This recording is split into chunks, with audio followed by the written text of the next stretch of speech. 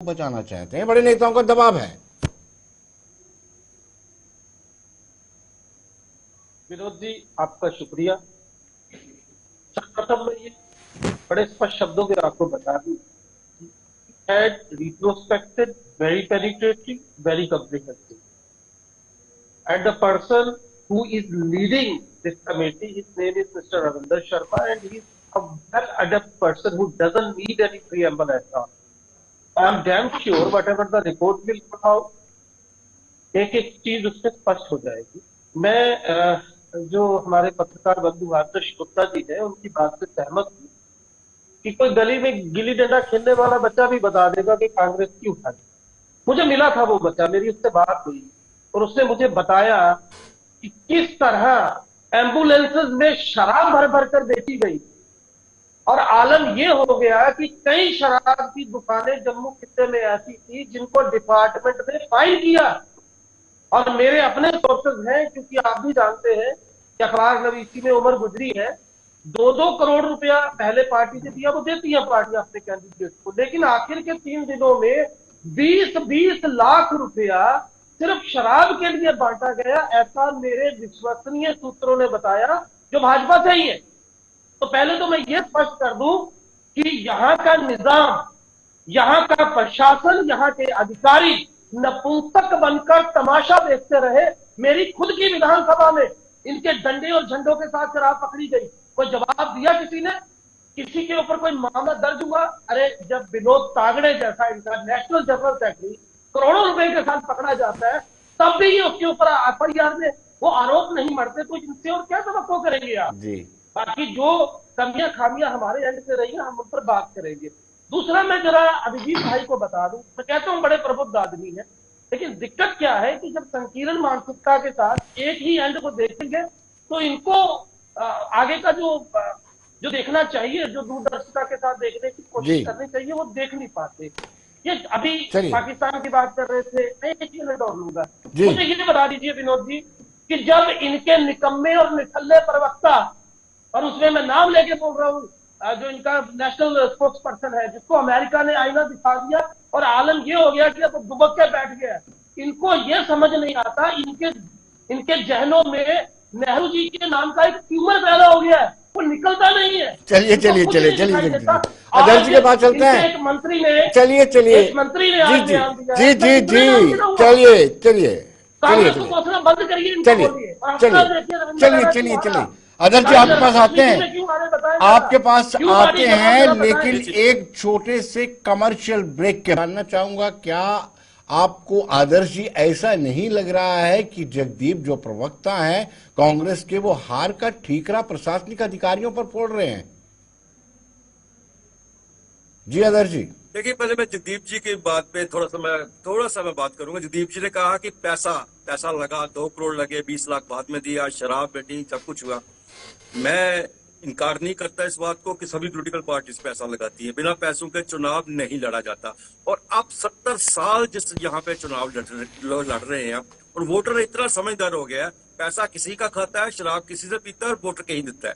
अगर पैसे और शराब से इलेक्शन जीती जाती तो नौशहरे का इलेक्शन ना हारते, अपने प्रधान को ना हरवाते। वो वहां तो पैसा इससे भी ज्यादा, जितना आपने कहा उससे भी ज्यादा खर्च कर सकते थे, और हो सकता खर्च भी किया हो। पैसे की बात नहीं है, लेकिन ये सीधी बात है कि आप जो कह नहीं सकते जिस बात को, आपके जो नेता हैं उन्हीं की वजह से, मैं ये फिर बार बार कह रहा हूँ, लोगों ने नहीं हराया कांग्रेस को। लोगों ने कांग्रेस के कैंडिडेट को क्या खोड़ में जिताया कि नहीं जिताया? वही कांग्रेस का कैंडिडेट जिनको मान के चले थे वो जिताया उन्होंने। यहाँ पे भी लोगों ने कांग्रेस के कैंडिडेट को जिताने की कोशिश की है। जब जीतने वाले पीछे बैठा रहे तो जिताने वाले क्या करेंगे? सबसे बड़ी बात है, जब आपके नेता लोग जो है वो कश्मीर में जाना शुरू करते, जम्मू में नहीं आए, जम्मू में जिस तरह से प्रचार होना चाहिए था, क्या मैं खुल के बात करता हूँ, क्या रमन बल्ला गांधीनगर से यहाँ पे बहुत सीट से नहीं लड़ सकते थे, जहां उनका बहुत ज्यादा वोटर है, जब बने हुए, जहां उनका पहले भी जीतते रहे?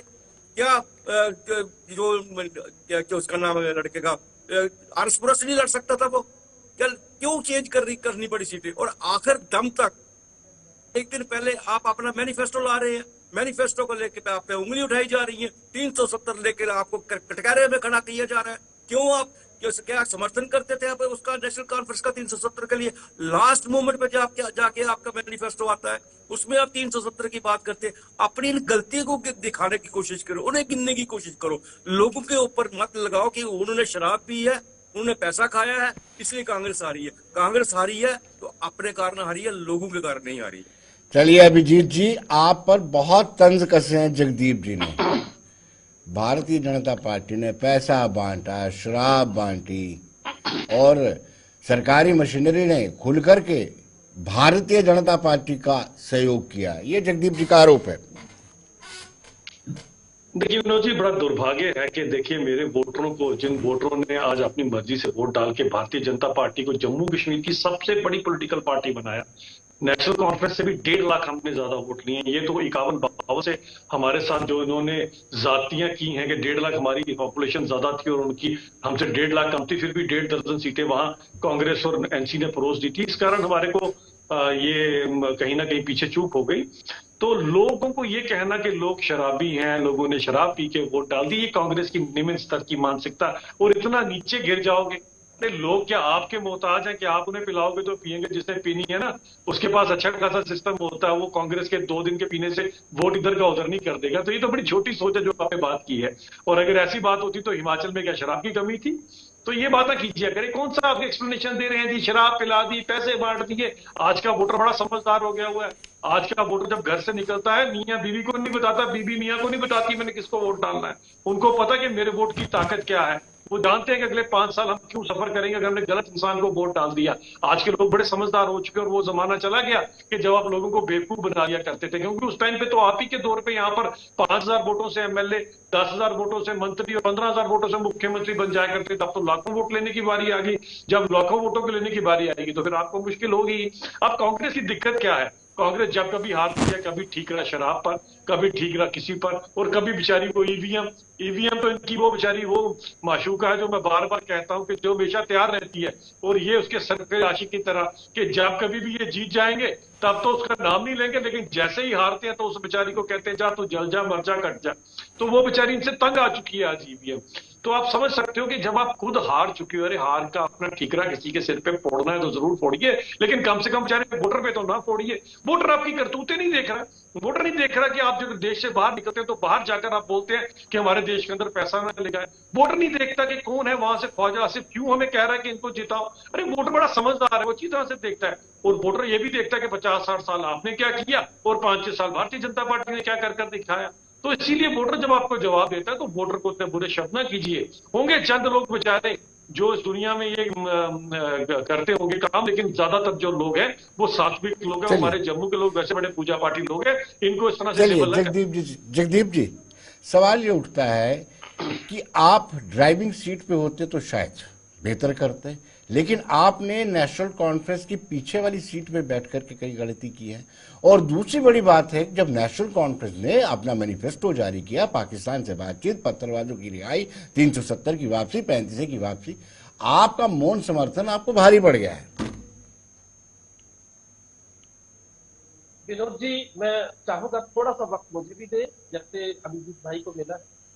सबसे पहले मैं सासमान गुप्ता जी की बात से सहमति जताते हुए ये कहना चाहूंगा कि मैंने ये कतई नहीं कहा कि केवल ये एक कारण विशेष था।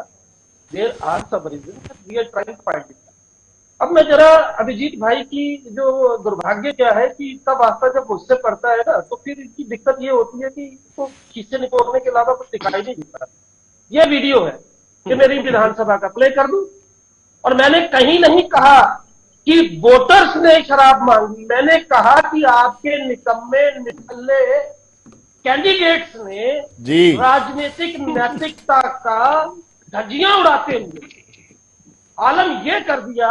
मैं आपको दिखा रहा हूं, ये लोगों ने पकड़ी है शराब, ये इनकी प्ले कर रहा हूं यहाँ पे जवाब दे था, ये लोगों ने पकड़ी है। मैं लोगों को कंडेम नहीं कर रहा, मैं बता रहा हूं कि आप लोगों की शराब पकड़ी, लोगों ने वोट डाल दिए। मत बोलिए, मैंने बोला कौन सी दुनिया से आते हो भाई?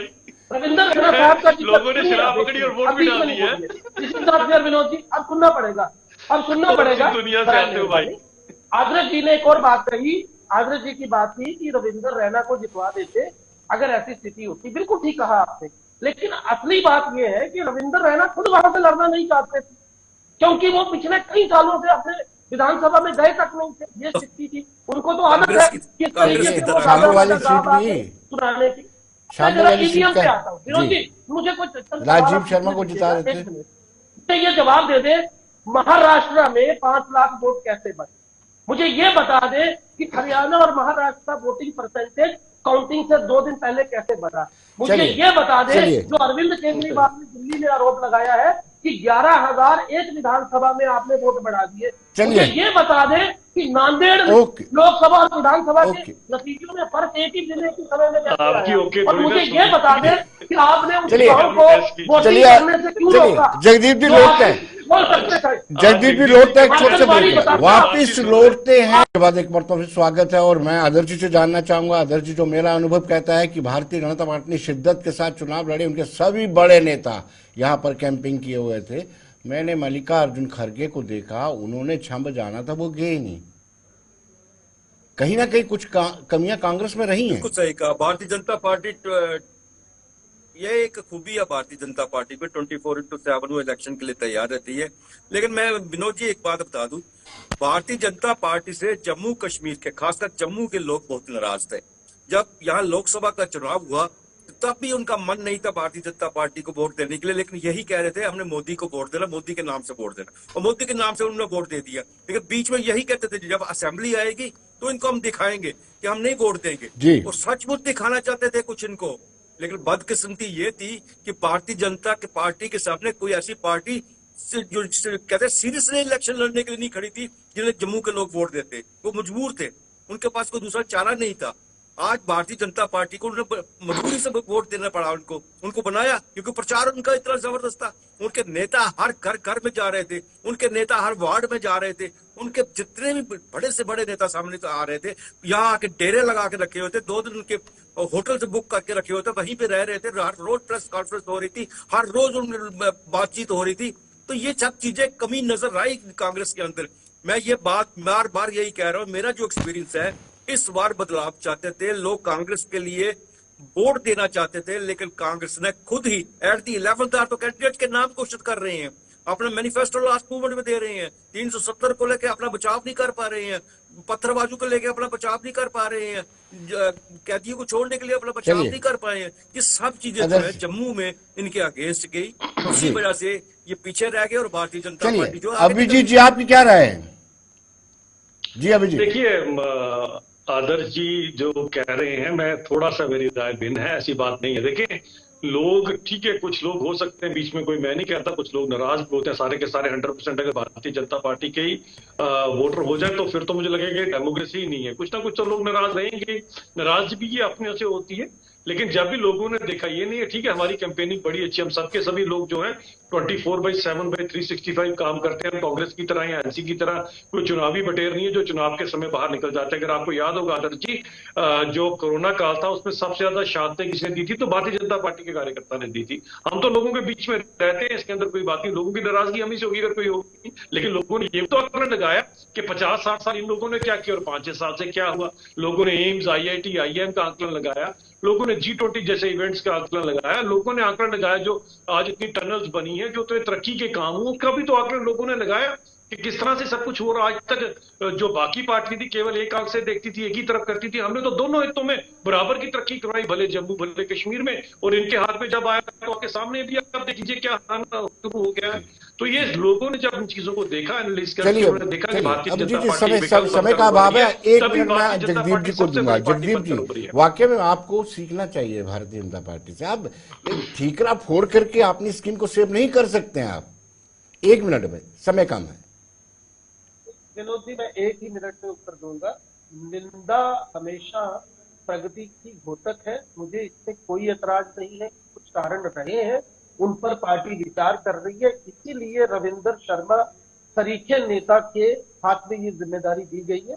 लेकिन मैं फिर से बता दूं अभी इन्होंने एम्स की बात की, G20 की बात की, ये वाहियात बातों में मैं जाना नहीं चाहता, मैंने इनको वो वीडियो दिखाया अच्छा है, अच्छा, ये वाहियात है, देश की बातें वाहियात है। इलियाना उमर और ख्वाजा आसिफ की बात तरह अच्छी से लगेगी, लोगों देश ने की बातें को आपके वाहियात कार्यकर्ताओं की लगेगी। ये धुलाई ख्वाजा की है आसिफ की पार्टी हिंदुओं के है, साथ, इनको जब देश वो के शराब अंदर के साथ G20 पकड़े गए, वाहियात लगेगा, उस पर जवाब देश दीजिए। के अंदर G20 वाहियात लगेगा। वो मुझे अभी भी शक है विनोद जी, क्यों वो भेजी शराब आपने की बोतलें शराब? बची हुई है और आज इसका कोई जवाब आज है भी आपके डीपी का पास? टेस्ट कराना जरूरी है। इसकी वो बात कर शराब रहे की हो, वो बोतल जम्मू बची में है, जिनका लड़कर टेस्ट लिया है, कराना जरूरी और है, जरूर का G20 टेस्ट आप कराइएगा। लेकर चले गए ये कश्मीर जैसे में, बोल रहे हैं ना, और वहां जी। पर भी पूरा शक आपने है वो चुनाव के टाइम की G20 बोतल के बचा के नाम रखी पर है इन्होंने। 47,000 करोड़ रुपए चलिए। खर्च कर तब से दिए, इन्होंने बोतल तो ये बचा के मत रखी है, आज बताइए। उसी हिसाब और से ईवीएम हमें ने नहीं क्या जान किया, पाएगी। वो आज चलिए, महाराष्ट्र चलिए। पूरी दुनिया को बता रहा है। हाँ, और कारण ये है कि चलिए। आप वहाँ एक गांव में मास्क नहीं होने दे रहे। जगदीप जी, समय ये हालत है। समय इजाजत नहीं और दे रहा है। अमेरिका जगदीप अमेरिका ने जी, क्या हालत कर दी बहुत आज बहुत आपकी? शुक्रिया। उसका जवाब दे दो। आदर्श जी, बहुत बहुत शुक्रिया। अभिजीत जसरोटिया जी, आपका भी बहुत बहुत शुक्रिया। फैक्ट फाइंडिंग कमेटी की रिपोर्ट अभी तक नहीं आई है, 18 नवंबर को आनी थी और आज दिसंबर का दूसरा सप्ताह चल रहा है। तो दर्शकों, बने रहिए देश दुनिया की खबरों के लिए और मुझे दीजिए इजाजत। नमस्कार।